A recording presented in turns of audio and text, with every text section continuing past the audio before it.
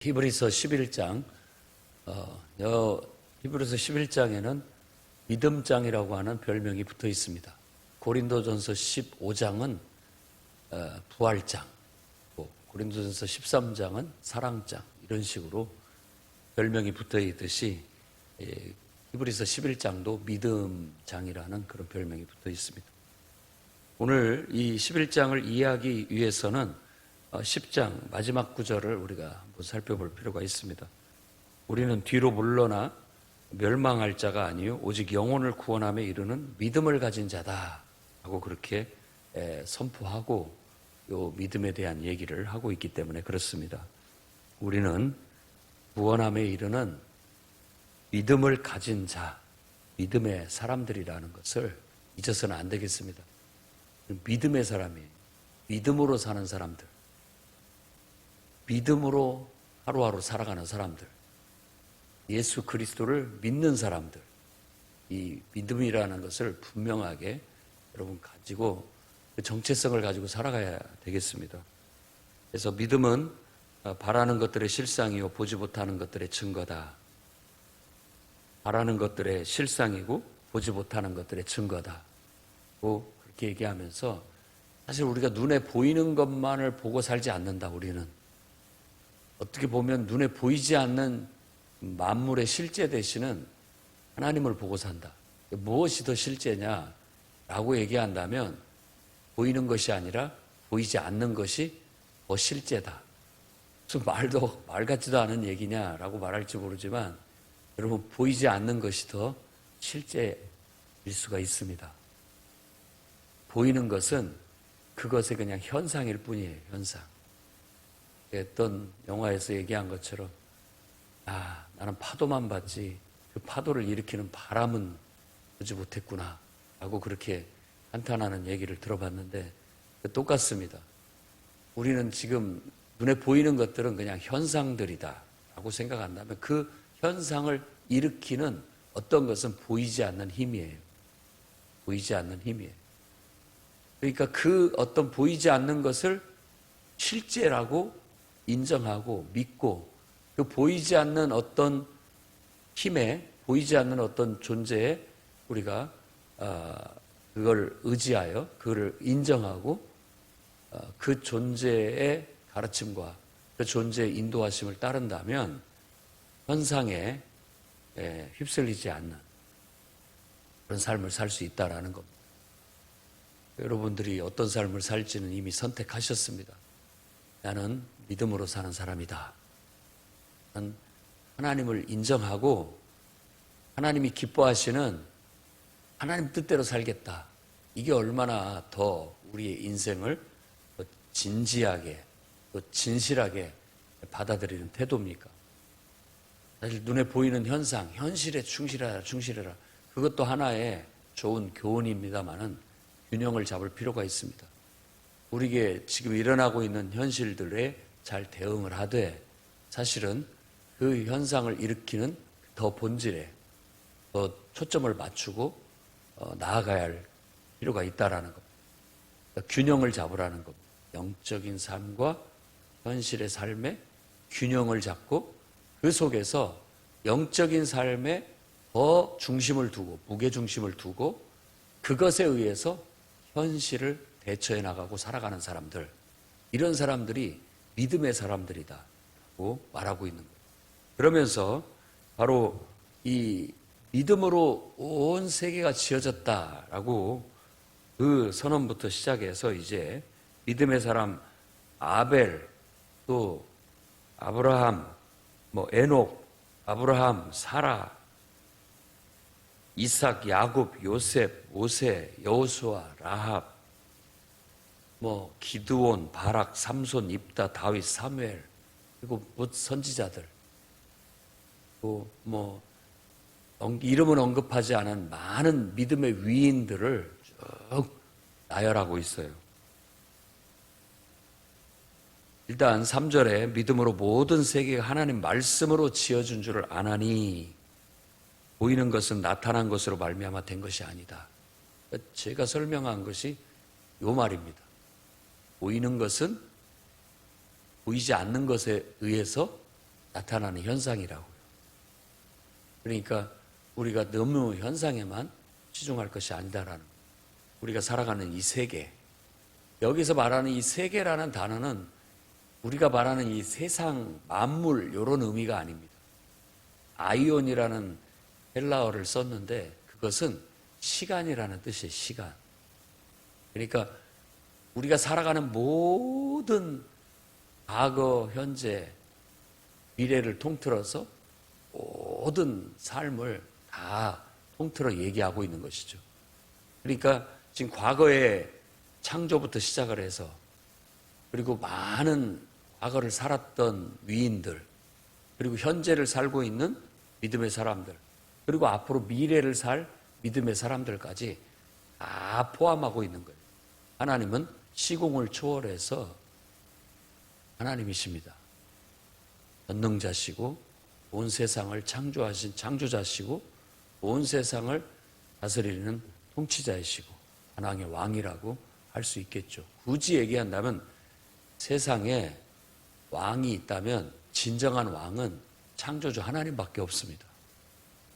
그 외에 나머지 세상의 통치자들을 왕이라고 하는 것은 그냥 그렇게 불러줄 뿐이지 진정한 의미에서 왕은 없어요. 왕이라는 것은 모든 것의 소유자이고 모든 것의 주인이고 모든 것의 통치자를 말하는 건데, 내가 요거 내 땅이야 라고 하면서 이건 다 내 땅이야, 내가 다스리는 곳이야. 어떤 사람들이 와서 저도 그 땅에서 좀 살게 해주십시오. 그래, 그럼 내가 은혜를 베풀 테니까 이 땅에 와서 너도 집 짓고 농사 짓고 살아. 대신 여기에서 얼마만 나한테 이렇게 세금으로 얼마만 주면 나한테 살 수 있어. 그러니까 아유 감사합니다. 당신의 은혜로 내가 삽니다. 당신이 내게 땅을 내어줘서 농사 짓게 할 수 있는 은혜를 베풀었고 집을 짓고 이렇게 가족들이 안전하게 살 수 있게 해주셔서 감사합니다. 그리고 살면 가끔 돌아보면서 어떻게 농사는 잘 되느냐, 가정생활은 어렵지 않느냐, 혹시 누가 괴롭히지는 않느냐, 말해라. 내가 언제든지 도와주겠다, 지켜주겠다. 늘 은혜로 살고 있습니다. 고맙습니다. 감사합니다. 그렇게 살고 있지만 사실 그 사람도 원래부터 자기 땅이 누가 자기 땅이에요. 그 창조주 하나님이 지으신 것인데 남의 것을 가지고 자기 것이라고 하고 있는 거나 마찬가지죠. 지금 우리가 다 그러고 살아가는 겁니다. 그것을 마치 하나님께서 그런 것들을 우리 인간에게 허락하신 것은 바로 하나님의 존재를 알게 하기 위해서. 다 왕 같은 진정한 유일한 왕은 하나님밖에 없다. 그 은혜로 살고 있다. 그분의 돌보심을 통해서 우리가 살아가고 있다. 그걸 깨닫게 하기 위해서 그런 장치를 두셨다고 생각합니다. 그렇기 때문에 우리는 인생을 이렇게 굽어 살펴보다 보면 어느 순간 우리의 영혼이 하나님이 계시구나, 하나님의 은혜로 살고 있구나, 그럼에도 불구하고 내가 하나님을 인정하지 않고 산 죄인이구나, 그럼에도 불구하고 내가 하나님 은혜에 감사하지 못한 죄인이구나, 이제라도 그분을 인정하고 겸손하게 그분께 감사하며 그분을 예배하며 그분을 섬기듯 살아가야 되겠구나.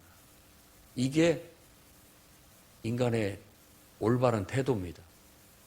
그걸 깨우치기 위해서 성경이 있고 교회는 바로 그걸 사람들에게 깨우치는, 진리를 외치는 곳이라고 할 수 있겠어요. 그리고 지금 쭉 나열되는 모든 믿음의 위인들은 바로 그걸 깨닫고 그렇게 그렇게 믿음으로 삶을 산 사람들의 증언이기도 하고, 또 어떻게 보면 여기서 그 말 표현 그대로 한다면 믿음을 증명하는 대상이 되었다, 그런 뜻이에요. 그들이 증인이다라고 증언한다라고 그렇게 얘기하고 있는데, 그것은 바로 믿음을 스스로가 증명하고 입증하는 삶을 살았다라고 말하는 겁니다.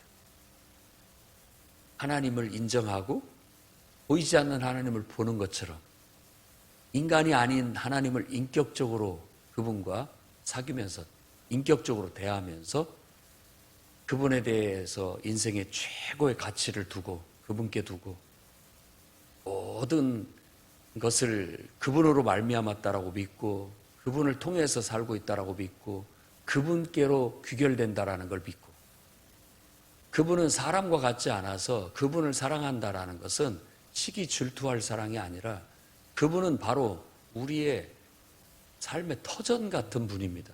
하늘이고 땅과 같은 분이죠.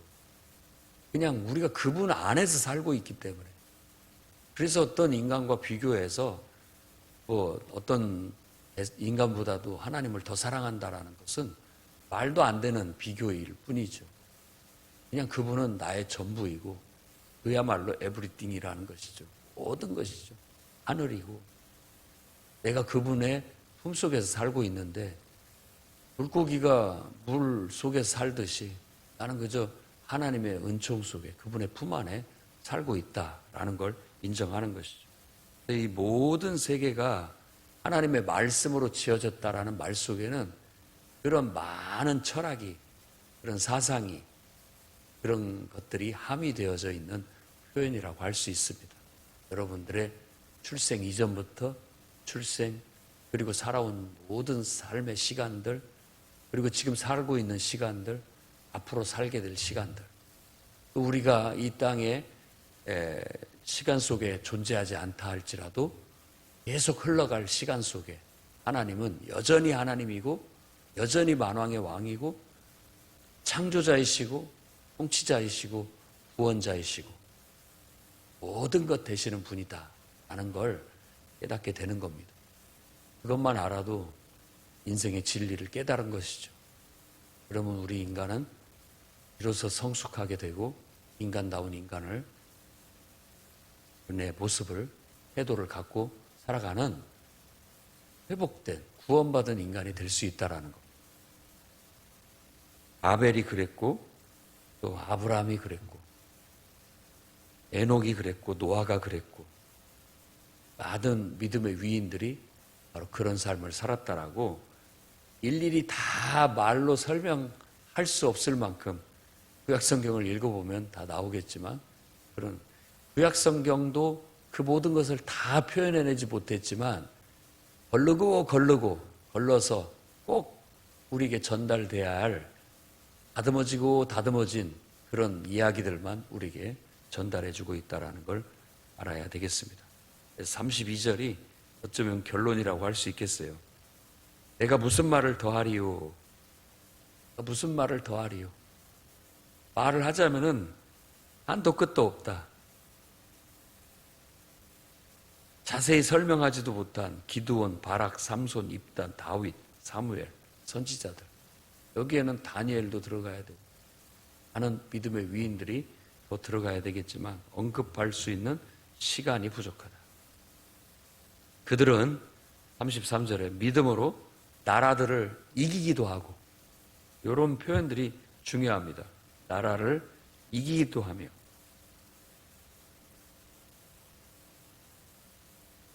의를 행하기도 하며 약속을 받기도 하며 사자들의 입을 막기도 하며 불의 세력을 멸하기도 하며 환난을 피하기도 하며 연약한 가운데 강하게 되기도 하며 전쟁에 용감하게 되어 이방 사람들의 진을 물리치기도 하며 여자들은 자기들의 죽은 자들을 부활로 받아들이기도 하며 또 어떤 이들은 더 좋은 부활을 얻고자 하여 심한 고문을 받되 부차이 풀려나기를 원하지 아니하였으며 또 어떤 이들은 조롱과 채찍질 뿐 아니라 결박과 옥에 갇히는 시련도 받았으며 돌로 치는 것과 톱으로 켜는 것과 시험과 칼로 죽임을 당하고 양과 염소의 가죽을 입고 유리하여 궁핍과 환난과 학대를 받았으니 이런 사람은 세상이 감당하지 못하느니라.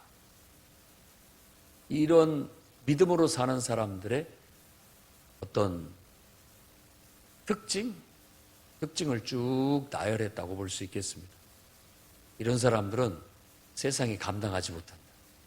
믿음으로 사는 사람들이 얼마나 강건한지, 얼마나 강한지를 보여준 거라고 말할 수 있겠어요. 믿음으로 살면 왠지 순진해 보이고 착해 보이고 늘 당하고 사는 것 같이 보인다라고 생각할 수 있습니다. 계시록에도 이미지가 그래요. 죽임당한 어린 양. 죽임당한 어린 양 같아요. 그런데 그런 이미지만 있는 게 아닙니다. 또 다른 이미지는 아주 믿음에 강한 사람들, 아주 힘있고 꺾이지 않고 구겨지지 않고 죽이려고 해도 죽여지지 않고 너무나 강한 사람들, 세상이 이겨내지 못하는 사람들, 이런 강한 이미지도 가지고 있는 거예요. 그래서 요한은 나름대로 계시록에서 그 이미지를 14만 4천으로 우리에게 보여주고 있는 거예요. 좌우, 앞, 뒤 완벽하게 짜여진 방패로 앞에, 중간에, 위에 막고 있어서 어디도 틈이 없는 완벽한 군대.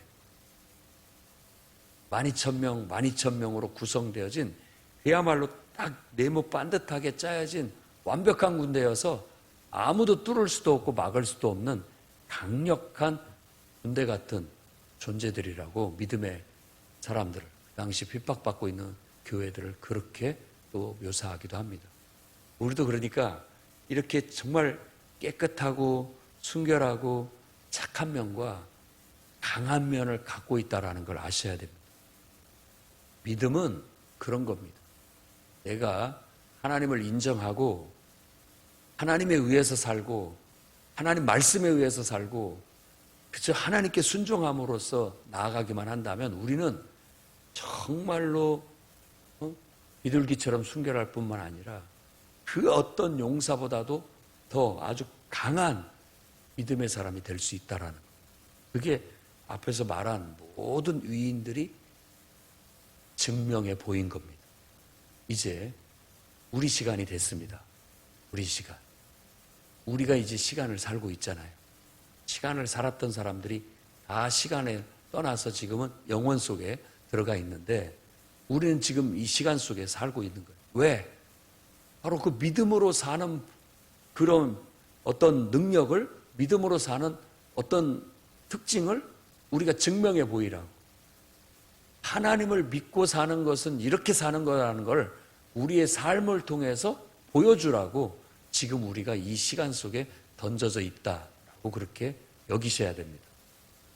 그래서 우리는 6절 말씀을 보면 믿음이 없이는 하나님을 기쁘시게 하지 못하나니 하나님께 나아가는 자는 반드시 그가 계신 것과 또한 그가 자기를 찾는 자들에게 상 주시는 이심을 믿어야 할지니라. 믿음으로 하나님을 기쁘게 하는, 하나님이 기뻐하시는 삶을 사는 여러분이 삶으로 그려내야 돼요. 삶으로 실현해내야 된다라고. 내 삶이 말이 아니라 내 행동과 내 삶 자체가 시간 속에서 마치 하나님이 기뻐하시는 작품을 만드는 것 같은 그런 삶을 살아야 되는 거예요. 그림을 그리듯이 어떤 조각을 만들듯이 어떤 작품을 만들어내는 거예요. 나라는 삶의 작품, 하나님이 기뻐하시는 그런 하나님의 뜻을 이루는 그런 삶의 작품을 만들어내는 거예요. 이걸 여러분 모두가 다 인정하리라고 믿습니다. 왜냐하면 여러분들은 예수 그리스도를 인정하고 믿음으로써 하나님을 섬기고 있기 때문에. 그렇다면 이제 그걸 얼마나 더 세련되게, 얼마나 더 구체적으로 더 수준 있게 그려내느냐, 그걸 이뤄내느냐는 이제 우리의 분량에 달려 있는 겁니다. 수준 차이는 다 있기 때문에. 그걸 성경에서는 각자의 분량이라고 그렇게 얘기를 합니다. 1달란트를 받았든 2달란트를 받았든 5달란트를 받았든 각자에게 걸맞는 자기에게 딱 맞는 자기만의 노래가 있는 거예요. 자기만의 작품이 있는 거라고. 남을 비교할 것도 없고 흉내낼 것도 없습니다. 그것만치 어리석은 게 없어요. 그건 시간 낭비예요. 다만 참고할 뿐이죠. 그것에 휘둘려서는 안 됩니다. 더 중요한 것은 내 속에서 끌어내는 게 중요한 거예요. 남에게 휘둘리는 게 아니라 내 속에서부터 끌어내서 그걸 그 내 속에 두신 하나님의 뜻을 끌어내서 나다운 작품을 만들어내는 거. 그러니까 나다운 인생을 살아내는 거. 그것 속에서 만족하고 그것 속에서 기뻐하고 그것 속에서 감사하는 삶을 사는 것이 진정한 삶이라고 할 수 있습니다. 그래서 우리가 보통 영원히 구원받는다, 영원히 구원받는다. 아니 사람이 구원받는다라고도 말할 수 있는데 왜 영혼이라는 말을 쓰느냐면 이 사람이라고 말하면 왠지 모르게 우리 그냥 객관적인 우리를 총칭하는 것 같은데 영혼이라고 말한다면은 진짜 나를 말하는 그런 표현법이라고 보면 됩니다. 진짜 나. 가만히 보면 우리는 사람한테 보이는 내가 있고 진짜 내가 있어요. 약간 그 갭이 있습니다.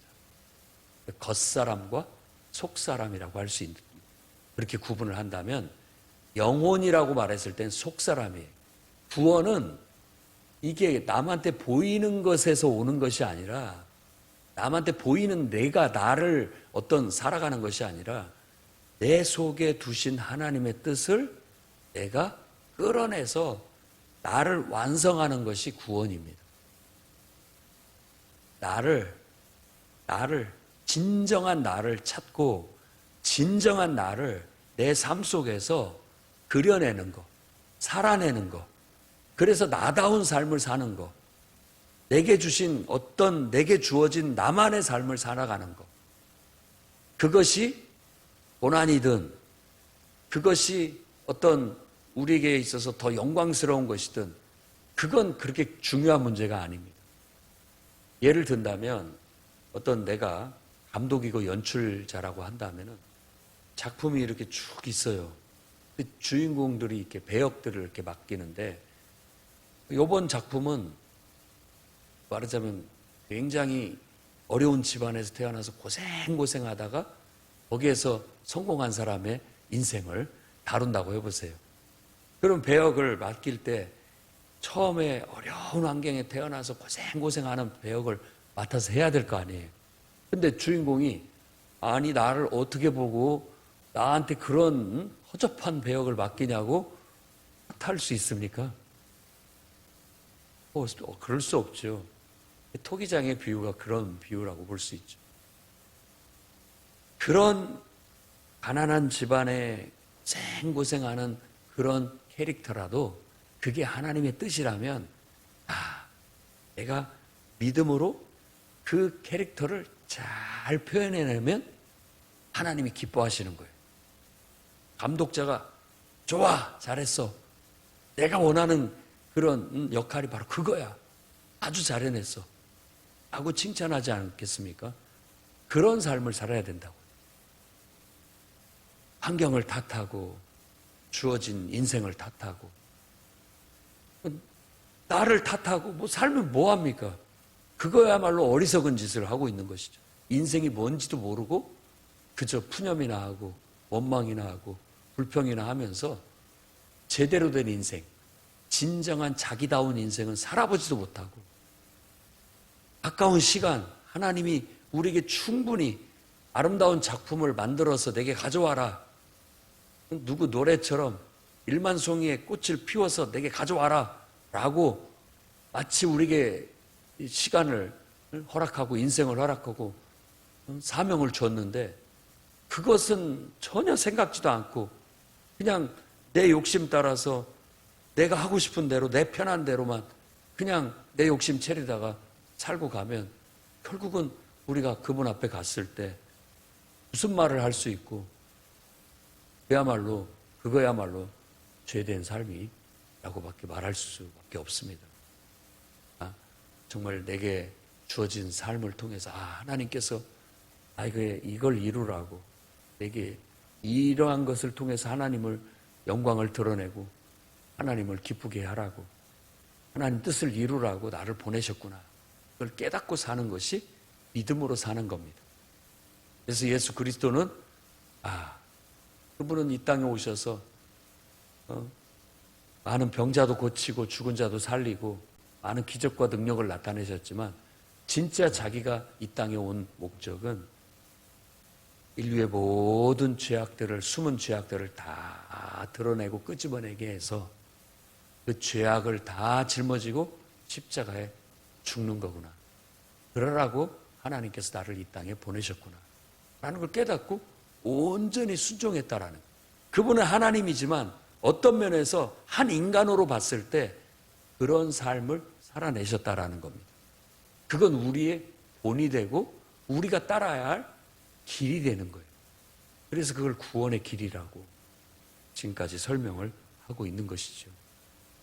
이제 우리도 우리에게 주어진 인생을 정말 하나님이 계신 것을 인정하고 또 하나님을 의지해서 살도록 하나님이 계획하셨다라는 걸 인정하고 하나님을 의지하여 살고 또 하나님을 기쁘게 하고 하나님 뜻을 이루라고 우리를 이 땅에 시간 속에 이 공간 속에 많은 사람들 속에 우리를 던져놓으셨다라는 걸 인정하고 여러분들이 그 속에서 하나님의 뜻을 따라 하나님이 기뻐하시는 진실한 삶을 이루어내시기를 바랍니다. 이 많은 믿음의 위인들이 이렇게 하나님을 믿고 살았지만 그분이 약속하신 그 약속, 예수 그리스도를 통한 구원, 이걸 보고 싶었지만 보지 못했다. 우리는 그걸 봤다. 그리고 예수 그리스도, 그러니까 여기서 말하는 약속을 받지 못했다라는 것은 바로 그 약속하신 것이 이루어지는 걸 못 봤다라는 뜻입니다. 하나님이 약속은 하셨는데 그 약속하신 것이 눈앞에 나타나서 이루어지는 걸 보지 못했다. 근데 우리는 봤다. 그건 바로 그들에게 더 좋은 것을 예비하시는 선지자들의 예언을 통해서 예언은 했지만 그것이 이루어지는 건 그들은 보지 못했지만 우리는 그것을 봤다. 받았다라고 그렇게 얘기하고 있고 그것은 우리를 통해서 바로 하나님의 이 약속이 완전히 성취되도록 하기 위한 것이다 라고 말하고 있습니다. 어떻게 보면 예수 그리스도의 이 땅의 출현 그것 자체가 복음이고 복음의 시작이라고 볼 수 있고 예수 그리스도를 믿는 믿음의 사람들이 일어나는 것은 그것을 완성하는 거예요. 우리를 통해서 완성이 되게 되는 거예요. 이 말씀에 따라서 요한은 계시록에 거룩한 성 예루살렘이 하늘로부터 내려오는 걸 봤는데 그 단장함이 이 신부가 신랑을 위해서 단장함 같이 아름다웠다라고 그렇게 얘기를 하는 겁니다. 그러니까 그것은 정말 하나님 나라의 완성, 믿음의 완성, 구원의 완성에 대한 그 환상과 계시라고 볼 수가 있어요. 우리는 참 존귀한 자들입니다. 예수 믿는다는 것은 귀하고 너무 복된 거예요. 많은 사람들이 그 예수 그리스도를 기다렸지만 보지 못하고 죽었지만 우리는 그 예수 그리스도를 본 사람들의 증언을 듣고 이제 그 예수 그리스도의 은혜 속에 사는 사람이고 그 약속 속에 사는 사람이고 그 성령의 은혜와 축복 속에 사는 사람이에요.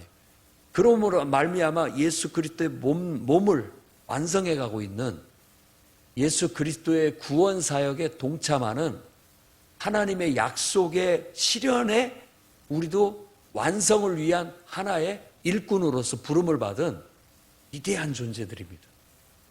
그러니 긍지와 자부심을 가지고 내가 성령 받은 것이 보통 일이 아니고 내가 예수 믿는 것이 보통 일이 아니고 너무나도 위대하고 귀하고 존귀한 왕 같은 그리스도와 더불어 왕 노릇하는 존귀한 일임을 깨닫고 여러분의 믿음을 함부로 여기지 않기를 바랍니다. 내가 믿는 이 믿음은 너무나도 귀하고 존귀한 것이다 라는 믿음을 갖고 내가 지금 성령을 받고 성령의 인도하심을 따라 살아가는 이런 삶이야말로 정말 귀한 예수 그리스도의 희생을 통해서 열린 새로운 길, 정말 영적인 새로운 살 길이다, 구원의 길이다 라는 걸 아시고 귀하게 여기고 함부로 여기지 말고 그걸 잃어버리지도 말고 소멸하지도 말고 늘 간직하고 보배처럼 간직하고 이 믿음을 보배처럼 여기고 그 그 믿음 안에서 하루하루 성령의 인도하심과 감동 속에서 하나님이 기뻐하시는 그런 사명을 완수하고 그 기뻐하시는 삶을 살아내시기를 바랍니다. 하나님은 어떻습니까?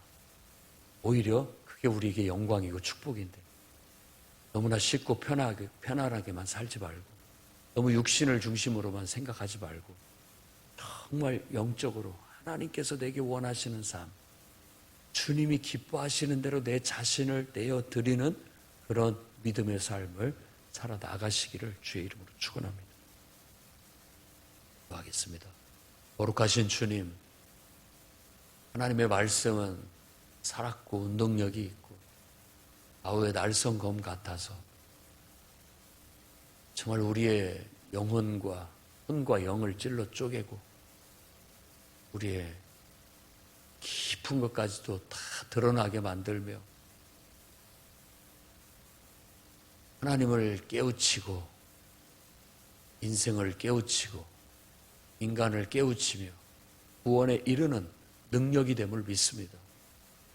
우리가 이 시간 속에 살아가는 이유를 하나님 안에서 찾게 하시고 내게 닥치는 모든 일들의 그 원인을, 그 근원을 하나님 안에서 찾아내고 해석해내게 해주시고 우리에게 주어진 삶을 하나님의 뜻 안에서 받아들이고 순종하며 하나님이 기뻐하시는 삶에 도달할 수 있도록 내 자신을 온전히 하나님께 맡기고 드릴 수 있는 믿음의 사람이 되게 해 주시옵소서.